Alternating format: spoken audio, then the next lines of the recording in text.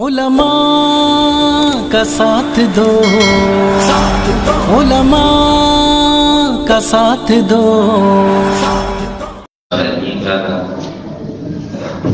وأشهد أن محمدا عبده ورسوله صلى الله تعالى عليه وسلم. أما بعد فقد قال الله تبارك وتعالى في كلامه المجيد: أعوذ بالله من الشيطان الرجيم. بسم الله الرحمن الرحيم. إنما يعمر مساجد الله من آمن بالله وباليوم الآخر وأقام الصلاة إلى آخر الآية. وعن أبي هريرة رضي الله تعالى عنه قال: قال رسول الله صلى الله عليه وسلم: من بنى لله مسجدا بنى الله له بيتا في الجنة، أو كما قال عليه الصلاة والسلام. رواه مسلم ودارقطني. وقال النبي صلى الله عليه وسلم: أحب البلاد إلى الله مساجدها، وأبغض البلاد إلى الله أسواقها، أو كما قال عليه الصلاة والسلام. بزرگان محترم، ملت اسلامیہ کے نوجوان دوستوں اور بھائیوں، قرآن مقدس کی آیت اور اسی مناسبت سے دو روایت پیش کرنے کی سعادت حاصل کی ہے، اور اسی آیت اور روایت کے حوالے سے چند باتیں عرض کرنی ہیں۔ یوام مسلسل آپ اپنے یہاں کے حالات کے پیش نظر روایت اور قرآن و حدیث کے حوالے سے فضائل مسجد سماعت کر رہے ہیں، لیکن کسی چیز پر عمل اسی وقت ہو سکتا ہے جب تک اس کی اہمیت دلوں میں جاگزی نہ ہو جائے، جب تک اس کی اہمیت دل کی گہرائیوں میں نہ اثر کرے، تب تک اس پر عمل کرنا آسان نہیں ہوا کرتا۔ مثال کے طور پر اللہ کے نبی سرکار دو عالم صلی اللہ علیہ وسلم کی ایک حدیث ہے کہ اگر راستے میں کوئی تکلیف دہ چیز ہو تو راستے کی تکلیف دہ چیزوں کو راستے سے ہٹا دینا یہ صدقہ کا ثواب رکھتی ہے۔ اللہ کے نبی نے فرمایا: اماطۃ الاذی عن الطریق صدقۃ، کہ راستے سے تکلیف دہ چیزوں کو ہٹا دینا یہ صدقہ کا ثواب رکھتا ہے۔ لیکن اس کی ثواب کی حیثیت اور راستے سے تکلیف دہ چیز جو روڑا اور پتھر اس کو ہٹا دینا ہم اپنے لیے تسلی اس لیے مول لیتے ہیں، محسوس کرتے ہیں کہ اس کو ہٹانے کے لیے اٹھانا پڑے گا، ہٹ کر کے اس کے پھینکنا پڑے گا۔ اسی کے بالمقابل اس دنیا میں پیسے کی اہمیت ہمارے دلوں میں گھر کر گیا ہے۔ ایک آدمی اپنے گھر کے دوسرے منزل پہ کھڑا ہو اور راستے میں کوئی 500 کا نوٹ پڑا ہو، اور اوپری منزل سے اگر کوئی آدمی اس 500 کا نوٹ دیکھ رہا ہو تو بڑے آسانی کے ساتھ وہ جرات کرتا ہے کہ اوپر سے اترے اس 500 کا نوٹ اٹھا کر لے جانا ہے، جبکہ دوسری منزل سے اترنے میں کتنی پریشانی ہے، سیڑھیوں سے اسے اترنا پڑے گا، پیسے اٹھانے کے لیے اسے جھکنا پڑے گا، اور اس بات کا ندامت کا الگ اندازہ کہ کوئی آدمی اگر کہتے بھائی وہ پیسے میرے ہیں، پیسے اٹھا کے کہاں لے جا رہے ہیں، تو ندامت اور رسوائی کچھ الگ ہی ہو جائے گی۔ اس کے باوجود وہ بندہ کوشش کرتا ہے کہ وہ پیسے ہم اٹھا لیں، صرف اس لیے کہ پیسے کی اہمیت اس کے دلوں میں گھر کر گیا ہے، پیسے کی اہمیت اس کے دلوں میں اثر کیا ہوا ہے، اس لیے دوسرے منزل سے نیچے آنا بھی اس کے لیے آسان ہوتا ہے، اٹھانا بھی آسان ہوتا ہے۔ اس چیز اور اس ندامت کا احساس بھی نہیں کرتا ہے کہ کوئی بندہ کر کہہ دے کہ یہ پیسے میرے ہیں، کہاں لے جا کر لے کے جا رہے ہو، تو اس کی پرواہ بھی نہیں کرتا ہے اور اس کے لیے آسان ہوتا ہے۔ اسی کے بالمقابل تکلیف کے چیز کوئی راستے میں پڑا ہوا ہے، وہ بندہ راستے میں چل رہا ہے، لیکن اس پتھر کو ہٹانا اس کے لیے مشکل پڑتا ہے، اس لیے کہ اس پر ملنے والے ثواب کی اہمیت ہمارے دلوں میں کر نہیں کیا ہے۔ آج اس کام کو ہم کرنے جا رہے ہیں اور جس چیز کا ارادہ ہم سبوں نے کیا ہے، یعنی مسجد کی تعمیر اور اس کی توسیع سے متعلق، یاد رکھنی چاہیے کہ شے کی اہمیت اور چیزوں کی اہمیت نسبت سے ہوا کرتی ہے۔ یہ مسجد اللہ تعالیٰ نے فرمایا کہ یہ اللہ کا گھر ہے، اس دنیا میں، اس روئے زمین میں اس مسجد کو اللہ تعالیٰ نے اپنے جانب نسبت کی ہے، اور ہم کہتے ہیں یہ بیت اللہ ہے، یہ اللہ کا گھر ہے۔ جب کسی چیز کی نسبت جب اللہ کی جانب ہو جاتی ہے، اللہ رب العزت کی جانب ہو جاتی ہے، تو رب جل جلالہ کی جلالت کی جس طرح عظمت ہوتی ہے، اس کے طرف نسبت کی جانے والی چیزوں کی بھی اہمیت بڑھ جایا کرتی ہے۔ یہ مسجد خانہ خدا ہے، یہ اللہ کا گھر ہے۔ یہی وجہ ہے کہ اللہ کے نبی سرکار دو عالم صلی اللہ علیہ وسلم نے ارشاد فرمایا، مسلم کی روایت ہے کہ من بنى للہ مسجدا بنى اللہ له بیتا فی الجنہ، کہ جس نے مسجد بنائی، امام قرطبی نے فرمایا بنانے کا مطلب یہ ہے کہ کوئی مسجد تعمیر کی، اگر تعمیر مسجد کے شریک ہوا، حصہ لیا، ویسے کسی جز میں وہ شریک ہو گیا، اللہ تعالیٰ اس کے لیے جنت میں پناہ محل عطا فرمائیں گے۔ اور اس دنیا میں ہم اینٹ پتھر کی بنا مسجد بنائیں گے، اللہ تعالیٰ ہمیں جنت میں جو محل عنایت فرمائے گا وہ یاقوت کا محل ہوگا، ہیرے جواہرات سے مزین ہوگا، سونے چاندی کی اینٹ ہوگی، مشک و عنبر کا گانا ہوگا، وہ ایسا عظیم بنا محل اللہ تعالیٰ عنایت فرمائے گا۔ لیکن ہم جب اس مسجد کی تعمیر کی فکر کریں، اللہ کے نبی سرکار دو عالم صلی اللہ علیہ وسلم نے ارشاد فرمایا، حضرت ابو ہریرہ راوی ہیں کہ احب البلاد الی اللہ مساجدها، اس دنیا میں اگر سب سے کوئی محبوب ترین چیز اللہ کے نزدیک ہے تو وہ مسجد ہے۔ وَأَحْبَبَ الْبِلَادِ إِلَى اللَّهِ أَسْوَاقُهَا، اس روئے زمین میں اگر کوئی سب سے بدترین جگہ ہے تو وہ بازار ہے۔ اسی کے علاوہ اللہ کے نبی نے اختلاف روایت کے ساتھ اللہ کے نبی نے ارشاد فرمایا، خیر الاماکن مساجدها وشر الاماکن اسواقها، بہترین جگہ جو ہے وہ مسجدیں ہیں اور بدترین جگہ جو ہے وہ بازار۔ جب بہترین جگہ مسجدیں ہیں، بدترین جگہ بازار ہے، تو ہمارا تعلق بھی بہترین جگہوں سے ہونی چاہیے، ہمارا شرف بھی مسجد سے ہونی چاہیے، ہمارا رشتہ بھی مسجد سے گہرا ہونا چاہیے، اور جس کا رشتہ مسجد سے گہرا ہوگا مسجد کی بندہ تعمیر کی بھی فکر کرے گا، اس کی توسیع کی بھی فکر کرے گا، مسجد کو آباد کرنے کی بھی فکر کرے گا۔ آج ہم کو اپنا رشتہ بھی مسجد سے مضبوط کرنے کی ضرورت ہے۔ مسجدوں سے ہمارا رشتہ گہرا بنانے کی ضرورت ہے.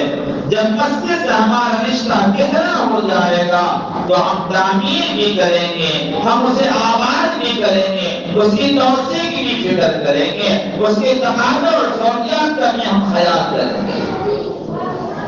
اللہ کے نبی سرکار دو عالم صلی اللہ علیہ وسلم کی حدیث ہے, من اسرج سرجا نور اللہ قبرہ الی یوم القیامہ. آگے فرمایا صبر اللہ بے اختلاف روایت, اللہ کے نبی نے فرمایا جس آدمی نے مسجد میں روشنی کا انتظام کیا, من اسرج سرجا, جس نے چراغ اور روشنی کا انتظام کیا, فرمایا صبر اللہ وفی روایت اخرى نور اللہ قبرہ الی یوم القیامہ. اللہ تعالیٰ قیامت تک اس کے لیے قبر کو منور کر دے گا. کون بندہ نہیں چاہتا ہے کہ مرنے کے بعد ہمارا قبر منور ہو؟ کس کی خواہش نہیں ہوتی ہے کہ مرنے کے بعد ہمارا قبر منور اور روشن ہو, تاریکی ختم ہو.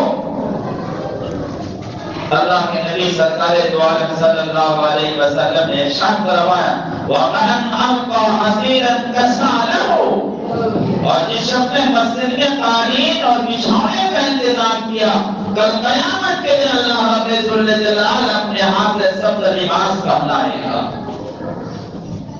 اگر ہماری خواہش ہے اور یقین ہم اس بات کے مشتاق ہیں کہ ہمارا قبر بھی منور روشن ہو, ہم اس بات کا شوق رکھتے ہیں کہ کل قیامت کے دن اللہ تعالی ہمیں سبز لباس پہنائے, تو ہمارے لیے ضرور ہے کہ مسجد کی تقاضے کا ہم خیال کریں.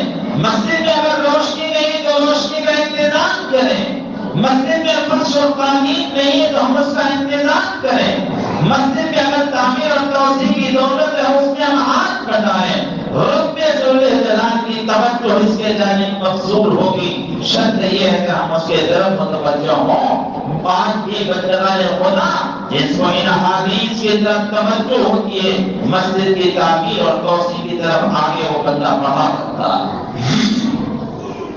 آپ بے شمار دیکھتے ہیں ٹرسٹ ہے, سوسائٹی ہے جو مسجد کی تعمیر اور توسیع کی فکر کرتا ہے.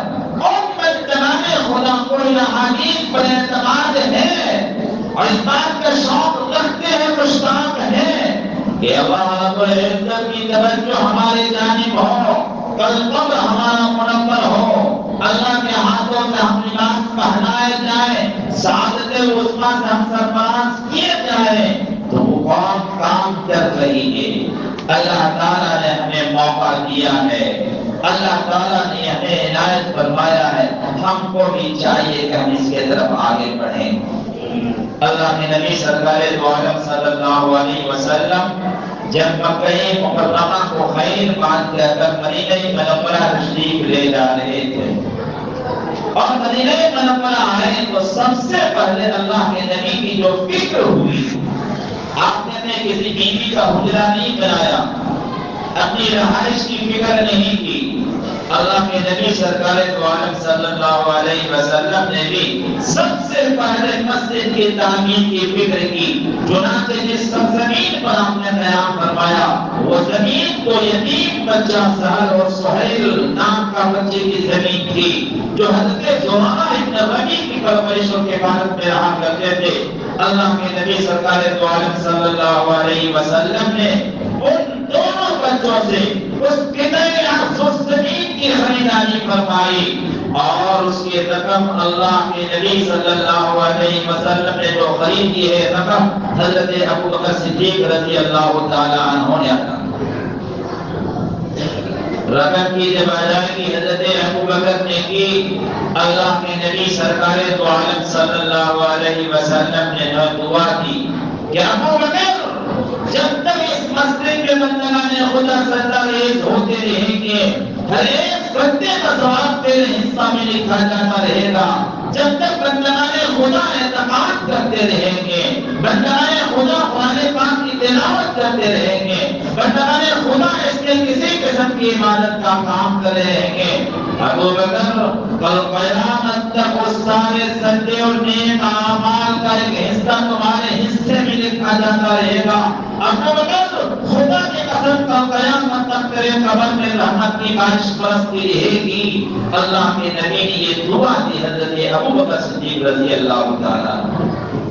حضرت محققین میں لکھا ہے، حضرت محدثین کے ذات کے ذہن میں لکھا ہے، وہاں زمین کی خریداری اللہ کے نبی نے حضرت سعد اور سہیل زرارہ ابن نبی کی پرورش کے حفاظت میں رہا کرتے تھے، رقم ابو بکر نے ادا کی، دعا اللہ نے براہ راست حضرت ابو بکر کو دی۔ حضرت محدثین بیان کرتا ہے آج بھی اگر کوئی کہیں مسجد کی زمین کی خریداری ہو یا مسجد کے مقصد کوئی کام ہو، اپنے نقد پیسے کا حوالہ کرتا ہے، اللہ کے رسول صلی اللہ علیہ وسلم کے دعا کا مستحق وہ مطابق مانگے گا۔ ایسا نہیں کہ وہ مختص صرف ابو بکر کے لیے، اس طریقے کا کام قیامت تک بھی کسی مسجد کا ہوتا رہے گا، اس ثواب کا حامل مصداق وہ بندہ بھی ہوگا۔ ہم سب کو چاہیے کہ ایسے موقع پہ ہم آگے بڑھیں، ہاتھ بڑھائیں۔ خلیفہ ثانی حضرت عمر فاروق رضی اللہ تعالیٰ عنہ کا دور آتا ہے۔ دور خلافت میں بھی انہوں نے کوئی پارلیمنٹ ہاؤس نہیں بنایا، کوئی ریسٹ ہاؤس اور گیسٹ ہاؤس بنانے کی فکر نہیں کی۔ حضرت عمر فاروق نے بھی جو سب سے پہلی فکر کی وہ یہ کہ انہوں نے 5000 مسجد کی تعمیر کی، جن میں سے 900 صرف جامع مسجد تھی، جس کی تعمیر حضرت عمر بن الخطاب خلیفہ ثانی عمر بن الخطاب رضی اللہ تعالیٰ عنہ نے فرمائی۔ اس سے پتہ چلتا ہے اللہ کے نبی نے، حضرت ابو بکر نے، حضرت عمر فاروق نے یہ جو خلفائے راشدین کا جو ذکر رہا ہے، اولین پہلے میں مسجد کی تعمیر اور توسیع کی فکر رہی۔ ہم سب کو بھی چاہیے کہ ایسے موقع پہ ہم مسجد کی تعمیر کی اور جہاں ضرورت ہے توسیع، وہاں کی توسیع کی ہم فکر کریں گے۔ جب تعمیر اور توسیع کی ہم فکر کریں گے اور ایسا موقع ہو تو یاد رکھنی چاہیے اللہ رب العزت نے ہمیں سرخروئی حاصل ہو۔ اور اللہ تعالیٰ نے جنہیں نوازا ہے، رحمتوں سے اللہ تعالیٰ نے جسے صاحب استطاعت بنایا ہے، اللہ تعالیٰ نے اس کو اچھی گنجائش دی ہے۔ یقین مانیے یہ اللہ رب العزت کا عنایت کرتا ہے، اللہ کا فضل ہے۔ اگر اللہ کا عنایت کرتا رقم اگر اللہ کے گھر میں لگ جائے، اس سے بڑی اور کوئی سعادت ہو ہی نہیں سکتی۔ اللہ تعالیٰ نے ہمیں نوازا ہے، اللہ کی طرف سے مطالبہ ہے، ہم دے دیں۔ ایک حدیث پاک ہے، اللہ کے نبی نے فرمایا ہے لا حسد الا من اثنين کے تحت اس حدیث کی توضیح میں حضرت علماء نے 2 جہت کو بیان کیا ہے۔ ایک تو یہ کہ علم میں سبقت کرنا اور کار خیر کے عمل سے گزارش جس کو اللہ تعالیٰ نے مال دیا ہے اس مال میں بھی سبقت کرنا کہ اللہ تعالیٰ نے ہمیں مال دیا ہے تو نیک راستوں میں خرچ کریں اور برت میں کریں۔ اللہ کے نبی صلی اللہ علیہ وسلم کو قول کے مصداق میں حضرت محدثین نے لکھا ہے اگر رشک کی جا سکتی ہے اور اگر حسد جائز بھی ہوتا ایک علم کے راستے میں، دوسرا وہ آدمی جس کو اللہ تعالیٰ نے مال دیا ہو اور دوسرا آدمی نیک راستوں میں مال خرچ کر رہا ہو، تیسرے آدمی کو وقت شوق ہونا چاہیے کہ ہم بڑھ کر اور کہ اس سے زیادہ مال خرچ کریں۔